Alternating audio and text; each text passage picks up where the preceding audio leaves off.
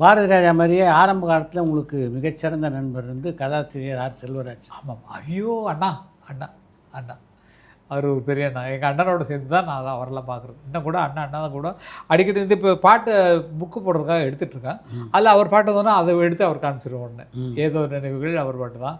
நிறைய பாட்டு இருக்குது அவருக்கு, நிறைய எழுதுகிற அருமையான பாடல்கள்லாம் இருக்குது. உன்னைத்தானே தஞ்சம் என்று எண்ணி வந்த நானே பாட்டு இருக்கு இல்லையா? இந்த டியூன் வந்து அண்ணா அவர் படத்துக்கு போட்ட பாட்டு, அந்த படம் எடுக்கலை அவர்.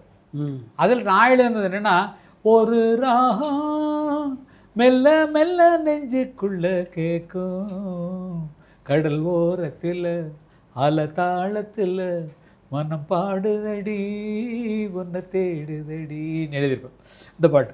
அப்போ அந்த டியூனை விட்டுட்டு அந்த படம் எடுக்கலைங்கிறனால அந்த டியூனை அண்ணன் வேறு படத்துக்கு யூஸ் பண்ணார். அப்போ வாரிசார் எழுதுனா பாட்டாக போட்டாங்க. அது மாதிரி நிறைய விஷயங்கள் எங்களுக்கு நடந்திருக்குன்னா இது அமைஞ்சிருக்கு. அந்த டியூன் வர்றதுக்கு நானும் ஒரு காரணமாக இருந்திருக்கேங்கிற போது நினைக்கும் போது, அந்த புறத்தில் ஒரு மகாராணியெல்லாம் நான் எழுதின பாட்டுக்கு அண்ணன் டியூட் பண்ணுறது. அந்த புறத்தில் ஒரு மகாராணி அருமையான பாட்டு. அந்த பாட்டு நான் எழுதுனது வேறு மாதிரி இருக்கும். நீங்கள் அந்த பாட்டை கேட்டிருப்பீங்க, அந்த பாட்டு கேட்டிருக்க மாட்டேங்க. நான் எழுதுனது வந்து, அந்த புறத்தில் ஒரு மகாராணி அவள் அன்பு கரத்தில் ஒரு மகராஜன், அன்பு உலகம் தன்னை அரசாளும், ஆனந்தமே இவர் குறவாகும்.